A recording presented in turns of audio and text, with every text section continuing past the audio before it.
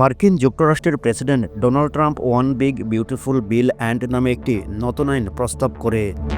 এই বিলে যুক্তরাষ্ট্র থেকে অন্যান্য দেশে অর্থ পাঠানোর ক্ষেত্রে 5% হারে কর আরোপ করা হয়।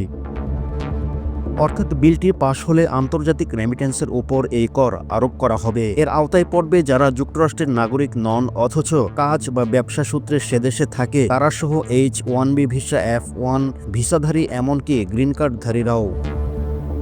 করের ক্ষেত্রে কোনো ছাড় সীমা উল্লেখ নেই, অর্থাৎ যে কোনো অঙ্কের অর্থ পাঠালে কর দিতে হবে।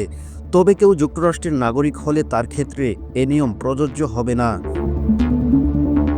রোববার রাতে যুক্তরাষ্ট্রের হাউস বাজেট কমিটি 1116 পাতার নতুন এই বিলের পক্ষে ভোট দেওয়া হয়। সেখানে বিলটি 17-16 ভোটে পাশ হয়।